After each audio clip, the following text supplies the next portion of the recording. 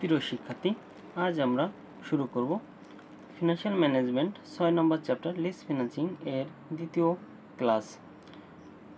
প্রথমে বলে নিব, প্রথম ক্লাস যারা দেখো নাই তারা অবশ্যই প্রথম ক্লাসটি একটু দেখে নেবা, কারণ প্রথম ক্লাসে সূত্রগুলো বুঝিয়ে দেওয়া আছে। এবং এখন আমরা শুরু করি দ্বিতীয় ক্লাস। আমরা আজ যে অঙ্কটি করব, অঙ্কটি 2013 সালে আসছে। Mister Rahman is thinking acquire a car. Mister Rahman একটি কার ক্রয় করতে চায়। For purpose she is to decided whether the car is to be purchase through 12% borrowing or to be acquired on lease rent basis. এখানে mister Rahman দুইটি ধরনের চিন্তা ভাবনা করছে। সে 12% সুদে ব্যাংক থেকে ঋণ নিয়ে কারটি ক্রয় করতে পারে, আবার অন্য কোনো প্রতিষ্ঠান থেকে লিজও নিতে পারে। The price of the car is টাকা 7 লাখ। এখানে কারের মূল্য হচ্ছে 7 লাখ টাকা। ইট অ্যানুয়াল মেইনটেইন কস্ট ইজ টাকা 45,000 and expected life is 5 years. It is assumed that the straight line method of depreciation. এখানে আমাদের বলা ছিল যে কারের মূল্যটা হচ্ছে 7 লাখ টাকা এবং এখানে মেইনটেইন কস্ট 45,000, লাইফ দেওয়া আছে 5 বছর, যেখানে অবচয় কাটতে হবে সরলরৈখিক ভিত্তিতে, straight line method of depreciation অর্থাৎ সরলরৈখিক ভিত্তিতে। Is allowable under income tax act and tax is 35%। এখানে ট্যাক্সটা হচ্ছে 35%। The salvage value of the car is টাকা 1 লাখ। এখানে স্যালভেজ ভ্যালু দেওয়া আছে কারের 1 lakh. In case of leasing, সে যদি লিজ নেয়, দ্য লিজ রেন্ট ইজ টাকা 3 লাখ। এখানে লিজ রেন্ট আছে 3 lakh. For 5 equal annual instalment, 5টি বাৎসরিক কিস্তিতে 3 লাখ টাকা করে পরিশোধ করতে হবে। To be paid in advance, advance টাকা দিতে হবে। যদি অঙ্কে কখনো অ্যাডভান্স উল্লেখ থাকে তাহলে মনে রাখতে হবে যে অঙ্কটি শুরুর। And maintain expense to be borne by lessor, maintain expense lessor বহন করবে। Which alternative is to be selected by mister Rahman. এখানে মিস্টার রহমান কোন অপশনটি গ্রহণ করবে? মিস্টার রহমান প্রথমেই পিভি নির্ণয় করবে দুটি অপশনেরই। যে অপশনে পিভিটি কম হবে মিস্টার রহমান সেই অপশনটি গ্রহণ করবে। এখন আমরা সলিউশনে চলে যাব। অঙ্কে আমাদের দেওয়া ছিল PV equal to 7 lakh, interest rate r equal to 12% point 12, maintain cost 45,000, life n equal to 5 years, salvage value দেওয়া ছিল SV equal to 1 lakh, annual lease rent দেওয়া ছিল 3 লাখ। প্রথমে আমাদের বাইং অপশনটি করতে হবে। বাইং অপশনটি করতে গেলে আমাদের প্রথমে 4টি ওয়ার্কিং করে নিতে হবে। Working on calculation of instalment, ইনস্টলমেন্টটা নির্ণয় করতে হবে। এখানে আমাদের অঙ্কে লোন নেওয়ার সময় বছর শুরু শেষ কোনো কিছু উল্লেখ করিনি, এই জন্য পিভি শেষের সূত্রটি ব্যবহার করব। পিভির মান দেওয়া ছিল 7 লাখ, এর মানটা বের করব। আর এর মান দেওয়া ছিল 12% পয়েন্ট 12, এন এর মানটা আমাদের দেওয়া ছিল 5 বছর। আমরা এখানে ক্যালকুলেশন করলে এ ইকালটু পাচ্ছি 1,94,187। Working to loan amortisation schedule, loan amortisation schedule নাম হলেও আমাদের মূলত এখান থেকে নির্ণয় করতে হবে ইন্টারেস্ট। এখানে অঙ্কটি হচ্ছে আমাদের 5 বছর, এই জন্য রো হবে 7টি এবং কলাম হবে 6টি। ঘরগুলোর নামটা দিয়ে দিব year, PV, instalment, interest, principal paid, ending value. 1 2 3 4 5 6 ঘরটিকে সাজিয়ে নিব। 4 নম্বর ঘর ইকাল টু 2 গুণ 12%, 5 নম্বর ঘর ইকাল টু 3 বিয়োগ 4, 6 নম্বর ঘর ইকাল টু 2 বিয়োগ 5। এখন আমাদের প্রথম ঘরে পিভি দেওয়া ছিল 7 লাখ টাকা। এখানে ইনস্টলমেন্ট আমাদের সবার জন্য 1,94,187। 2 নম্বর ঘরে ইন্টারেস্ট যেটা বের করতে হবে 4 নম্বর ঘরে ইন্টারেস্ট যেটা আমাদের বের করতে হবে 2 নম্বর ঘরের পরে 12% কেটে, 7 লাখের 12% কাটলে হচ্ছে 84,000। 5 নম্বর ঘরে ইকাল টু 3 বিয়োগ 4, 3 নম্বর ঘরে যে টাকা আছে 4 নম্বর ঘরে এই টাকাটা তার থেকে বিয়োগ করলে আমরা পাবো 1,10,187। 6 নম্বর ঘরে ইকাল টু 2 বিয়োগ 5, তাহলে 2 নম্বর ঘরে যে টাকা আছে 5 নম্বর ঘরের টাকাটি বাদ দিলে পাবো। এটা হচ্ছে আমাদের প্রথম বছরের এন্ডিং ভ্যালু, যেটা আমাদের দ্বিতীয় বছর ওপেনিং হয়ে যাবে। একইভাবে দ্বিতীয়, তৃতীয়, চতুর্থ বছরটি আমরা সম্পূর্ণ করব। চতুর্থ বছরে যেটা আমাদের এন্ডিং ভ্যালু, সেটা আমাদের পঞ্চম বছরের জন্য যে ওপেনিং ভ্যালু। আমাদের সবসময় মনে রাখতে হবে যে অঙ্ক যে কয় বছরে হবে ঠিক সেই বছরে আমাদের এন্ডিং ভ্যালুটি 0 হবে। যেহেতু আমাদের 2 বিয়োগ 5 করলে 0, সেহেতু 2 নম্বর ঘরে এবং 5 নম্বর ঘরে মানটি সেম হইতে হবে। যেহেতু আমরা 2 নম্বরের ঘরে মানটা আগেই পেয়ে গেছি, সেহেতু ওই টাকা আমরা 5 নম্বর ঘরে তুলে দিব। এখন আমাদের ইন্টারেস্টের ঘরটি ফাঁকা আছে, অর্থাৎ এই মানটা আমরা পাই নাই। তাহলে 1,94,187 টাকার উপরে 1,73,387 টাকা বাদ দিতে হবে। দিলে 20,807। আমাদের এক্ষেত্রে মনে রাখতে হবে যে লোন অ্যামাউন্ট শিডিউলের ক্ষেত্রে পঞ্চমতম বছরের সুদ কখনো পার্সেন্ট কেটে বের করা যাবে না। পার্সেন্ট কেটে বের করলে একটু কম বেশি হয়ে যাবে। Working three, annual depreciation, cost minus life. এখানে কস্ট ছিল 7 লাখ, এসবি ছিল 1 লাখ, লাইফ আছে 5, ভাগ করলে আছে 1,20,000। ওয়ার্কিং ফোরে কস্ট অফ ডেপ্ট অথবা discount factor KR into 1 minus TR. KR মানে ইন্টারেস্ট রেট 12% ছিল, 1 মাইনাস ট্যাক্স রেট ছিল 35%, 0.35। আমরা এখন ক্যালকুলেশন করলে পাচ্ছি 7.8% অথবা 0.078। অঙ্কে আমাদের 4টি ওয়ার্কিং করার কথা বলা ছিল, কিন্তু আমাদের অঙ্কটি 5টি ওয়ার্কিং করতে হবে। তার মূল কারণ হচ্ছে মেইনটেইন কস্টটি দেওয়া আছে।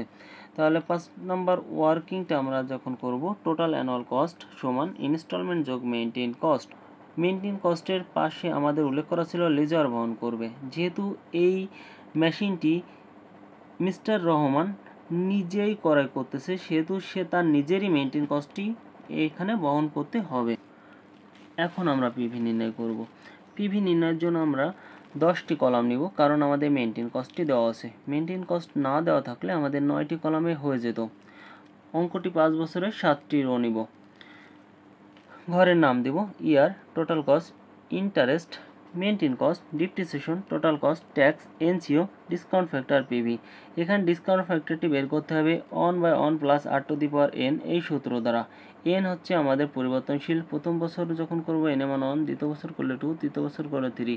এখানে আমাদের প্রতি বছরে ভিন্ন ভিন্ন ব্যয় আসবে, এই জন্য আমাদের ভিন্ন সূত্র দ্বারা এখানে ডিসকাউন্ট ফ্যাক্টরটি করতে হবে। আমাদের প্রতিটি বছরে টোটাল কস্ট 2,39,187, যেটা 5 নম্বর ওয়ার্কিং করে আসছি, এবং ইন্টারেস্ট আমাদের করে আসছি 2 নম্বর ওয়ার্কিংয়ে লোন অ্যামাউন্ট শিডিউলে, সেটা আমরা এখানে তুলে দেব। মেইনটেইন কস্ট আমাদের দেওয়া ছিল 45,000, আমরা দিয়ে দিব। ডিপ্রিসিয়েশন আমরা বের করে আসছি 3 নম্বর ওয়ার্কিংয়ে, আমরা দিয়ে দেব। টোটাল কস্ট 3, 4, 5 যোগ করতে হবে, যোগ করলে যে মানটি হয় আমরা তুলে দিলাম।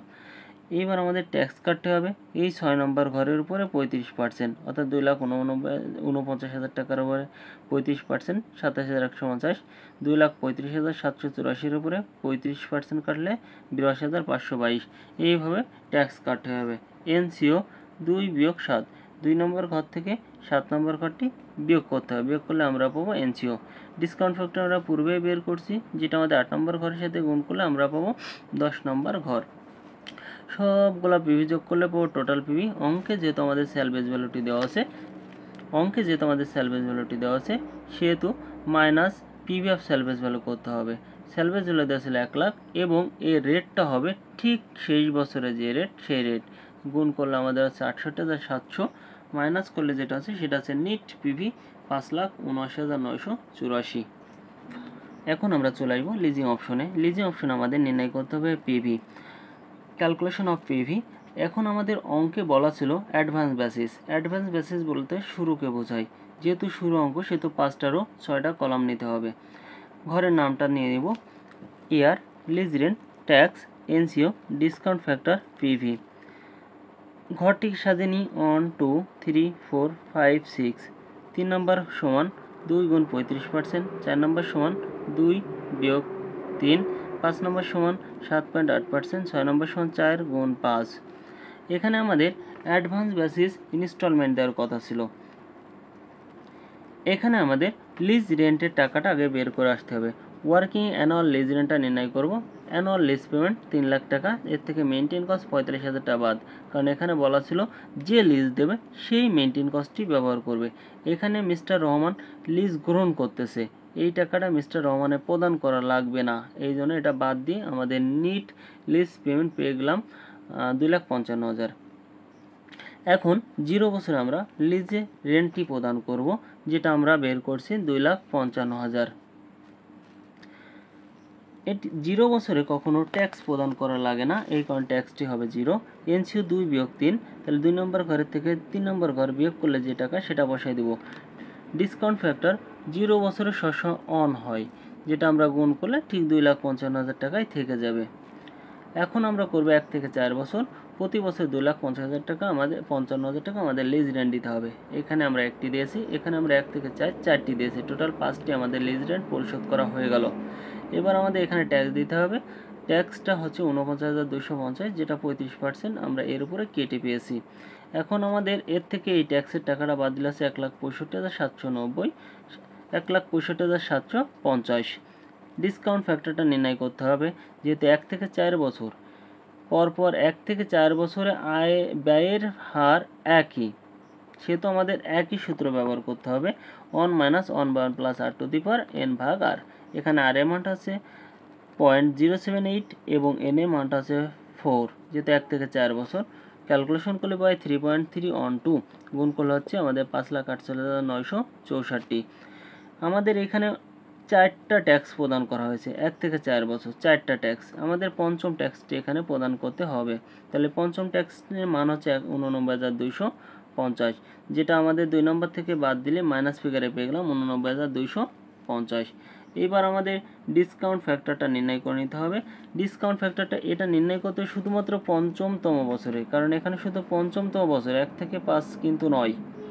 সেজন্য আমাদের এখানে আয়ের হার ভিন্ন সূত্র দ্বারা করতে হবে, যে 1/1 + r/n n এর মান 5, এই সূত্র দ্বারা এটা আমাদের সমাধান করতে হবে। গুণ করলে আমরা পাচ্ছি 60,779, যোগ করলে আমরা পাচ্ছি টোটাল পিবি 7,43,185। আমরা বাইং অপশনে পিবি পেয়েছি, লিজিং অপশনে পিবি পেয়েছি। যেহেতু আমাদের বাইং অপশনে পিবিটি কম, সেহেতু আমাদের বাইং অপশনেটিকে গ্রহণ করতে হবে। Comment the company should accept buying option. প্রিয় শিক্ষার্থী, অঙ্কের যদি কোনো স্টেপ না বুঝতে পারো তাহলে অবশ্যই কমেন্ট করবা, কমেন্টে বিষয়টি বুঝে নিও। আমার ভিডিওটি যদি আপনাদের ভালো লেগে থাকে তাহলে চ্যানেলটিকে সাবস্ক্রাইব করুন এবং পরবর্তী ভিডিওগুলো পাওয়ার জন্য পাশে থাকা বেল আইকনটি প্রেস করুন। ভালো থাকবেন, আল্লাহ হাফেজ।